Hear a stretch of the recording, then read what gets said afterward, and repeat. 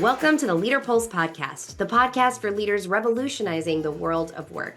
I'm Holly Tate, Chief Marketing Officer here at Leadr. And on today's episode, you get to hear the raw, full interview between Matt and Nick Mehta, the CEO of Gainsight. Today, they're going to talk about what it looks like to build an award-winning culture, retention during hard times, and especially during a downturn. So you won't want to miss today's episode with Nick and Matt. All right. Well, Nick, so great to have you here today. How you doing? Matt, it's so good to see you. Thanks very much for having me. Love what you do. Appreciate it. Absolutely. We'll love it. Hey, so let's just dive in. I want to start by just congratulating you. You won the Glassdoor Healthiest Company of the Year, Culture Carrier of the Year award for 2023. That's kind of a big deal.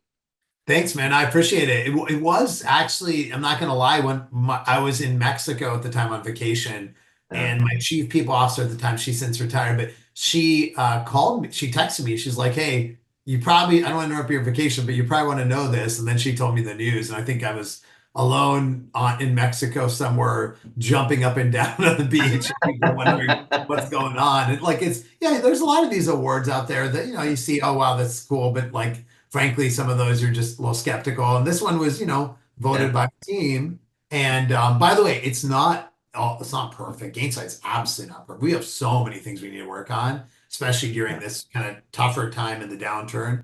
But yeah, I was very grateful. Absolutely.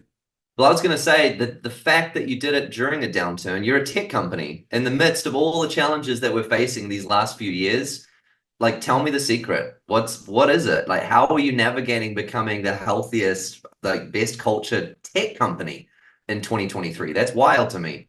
Yeah, it's interesting. And by the way, I think the climate has gotten even worse. So it's we all have to be every day, and it's tough decisions. So I don't want to pretend like we don't have the same challenges and decisions and all that. But I think as I've thought about it, there's almost like a floor of culture, even in tough times, and then people feel even better when things are going great, right? Same Gainsight everywhere else. But what's the floor when things are not great? And I think that is what the culture is all about. What keeps people here during hard times? It's interesting. Gainsight has an off the charts tenure. You go into a meeting and it's I've been here 7 years, I've been 9 years, I've been 5 years, I've been 10 years, I've been 12 years. And it's amazing, right? And there's some things you have to mix in new people, which we're working on. Sure. But what keeps people at a company when things are not easy and not good? And I think that is culture. And I think there's not really one secret to it, but if I just gave a few things that mattered to us, one is as you and I are both friends with Dan Steinman, and I know he's on your board, and Dan can attest, the very beginning of Gainsight, we created these values. We have 5 values, and they're just in the water. A lot of our employees, I always ask them what's special about Gainsight, even when they're leaving, and they're the values are actually real. And I can talk more about how we do them. But then I think there's practically then, how do you be really transparent about the business and what's going on? And that's another big part of it. I love that. Well, there's this saying, the fish rots at the head, which is exactly quite a spicy saying, but it's the culture is established and set, not just defined by the leadership team, but exemplified by the leadership team. So I've got a story to share from Dan, if you don't mind. Please do. He told me this one moment you had when you were building Gainsight, and I think you were hiring 150 people in a quarter, something bananas. You guys were growing like crazy. And you got a cease and desist letter from a competitor where you poached some staff from. And Dan said to you, hey, what if they turn around and start poaching your staff? And he recalls this quote, which I'm going to read out to you because I think it's beautiful. You said, hey, if that happens, that's my fault as the CEO. If I don't give our team the best opportunity to advance their career, then they should go somewhere else. That is on me to make sure they don't leave.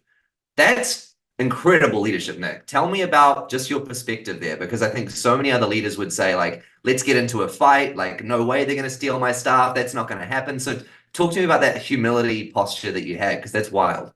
Absolutely. Well, now, one thing about the story is you said poaching from the competitor. I'd say, no, they applied to us. We didn't poach them. They applied to us. Yeah, I love that. But I remember getting that letter actually as yesterday. And by the way, the person that sent that letter, ended up moving on to another company. He's great. We know each other really well.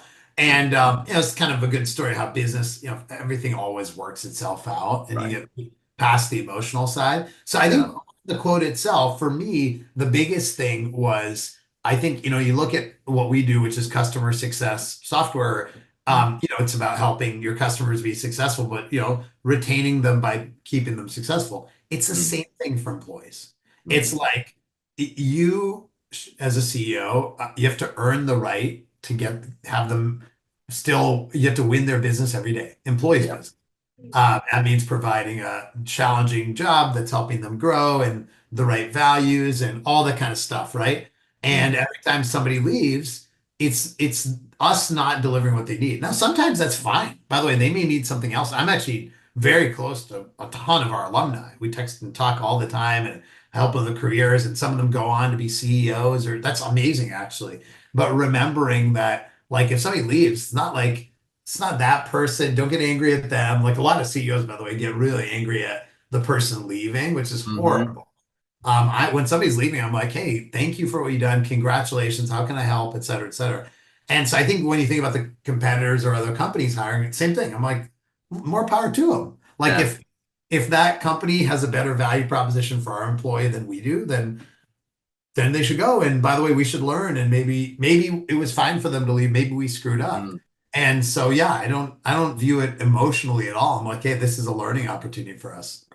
That sounds like something so easy in theory, but so difficult in practice. So kudos. Totally. Yeah, because I've gotten people, not competitors even, but people that are in other spaces. They're like, I can't believe you hired my employee. I'm like, they wanted to go somewhere else. That's not my fault. Yeah, I love that posture. That's so good. All right, let's change gears a little bit to something that I think is quite unique to the way that you communicate internally with your staff. So let's talk about this concept of being a chief reminding officer. I hear you do a weekly newsletter to all of your team. So talk to me about why you do it, what's included in it. I've actually read one of them. It's a novel. It's crazy. So talk to me about why you do them. It is a novel. Yeah, I love that chief reminder officer term. I think there's a huge value, I mentioned, in transparency, and also to the CEO having a connection with employees, even if I can't meet all of them. We have more than 1,000 people, right? So it's a lot of people. A lot of them I never met. Some of them I'll never meet, right? And so what I do is every Sunday night, I send an email, and it's called, actually, it's cheesy, but metaphysical. So my last name is Mehta, Mehta, metaphysical musings, and so I send this out every Sunday night, and it's always the same format, which is 3 things you need to know about the business, and typically that's like 3 things last week. A great customer meeting, a new strategy, a challenge in the business. It's not all positive, and then what is my plan for the coming week, so they can see transparently I'm meeting these customers, I'm doing these events, etc. And then a personal highlight. What's happening outside with my 3 kids, with a movie I watched that I love, a book that I read, trying to work out more, whatever. I'm just a human, no better or worse than all the other people in our company, right? And so I write this every Sunday night. Now, the key is, I've run Gainsight 12 years, almost 12 years. And before that, I ran another company, 3-4 years. Before that, I was running a business within a larger company for about 4 years. For the last 20 years, I've sent that email every Sunday night, except a few times I was on vacation. So probably sent whatever the math is on there, like hundreds and hundreds and hundreds of those emails. And yeah, they take some time, but a few things happen. Number 1, team gets the transparency. Number 2, I get reflection opportunity. So every week I'm like, what did I do last week? Did I accomplish anything? And what am I? Cathartic almost, right? It's very cathartic. I'd highly recommend something like that. That's incredible. And do you get responses? Do people Yeah. respond? Oh, totally. People respond. Really? It's not like Slack, because I send the email and it's, some people respond, some don't. But my guess, average 3-4 a week, but more if it's a big thing. And the part that stunned me, I love the personal anecdote. I thought that was really special. It's like, hey, I think you said, this was a few years ago, the one that I read, you said, I went out to friends for the first time in a while, who I hadn't seen in about a year. And I loved it, but I stayed up to 12 midnight and my body didn't love that. And I was just like, that's so humanizing. Exactly. I can't do that anymore. But my favorite part of the email was you outlining your schedule. And you said, here's the customers I'm going to meet. And you listed by name. And I think a week you'd met, I think you were going to meet 23 customers. Is that real? Yeah. It is. I mean, I probably average, I love that. I love customers. I love talking to our employees. I like the human interaction. I probably meet average of 15 customers a week, or prospects, mix of the two. Yeah.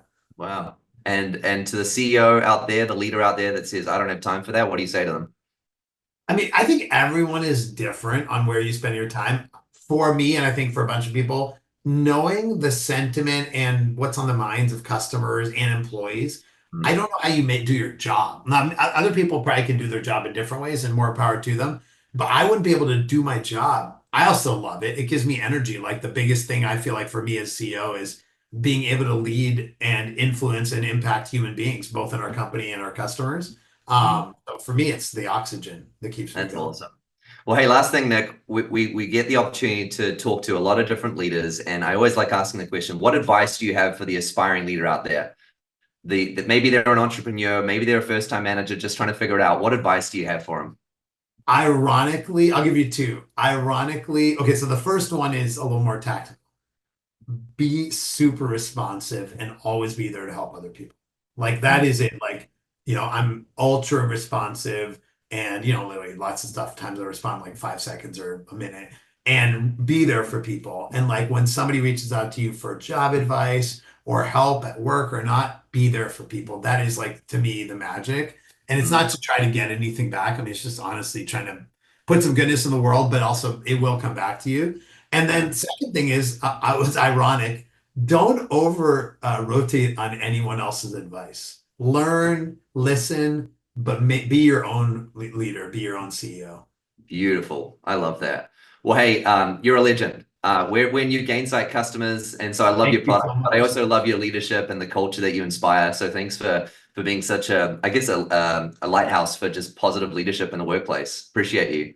Really where can they follow you, Nick? Where can they learn more about things that are on your metaphysical? If you're on LinkedIn and you type in my name, Nick Mehta, you'll get overwhelmed with the number of I try to post every day. Transparent. And so, maybe at some point you might unsubscribe, but you can follow me. Get out of here. Love it. Thanks, Nick. Appreciate it, man. Appreciate it. Thanks for listening to today's episode of the Leadr Pulse podcast. A couple things we want to let you know about here at Leadr. First of all, if you are not yet signed up for the Leadr Pulse podcast newsletter, we would love to send that to you each week. It's written by Matt, and you can get that in your inbox if you sign up at leadr.com/pulse. That's leadr.com/pulse. Also want to let you know about Leadr Academy. If you haven't joined already, this is our manager effectiveness training, and you can learn more about that at leadr.com. That's leadr.com. We've got over 300 managers that are a part of Leadr Academy. We'd love to have you too. Also want to remind you to check out Nick on LinkedIn. He always posts wonderful, insightful things on his LinkedIn, so follow Nick Mehta. Thanks for listening to our interviews with Nick. We can't wait for our next guest on the Leadr Pulse podcast as we close out season 2 of the Leadr Pulse podcast. We'll see you next time.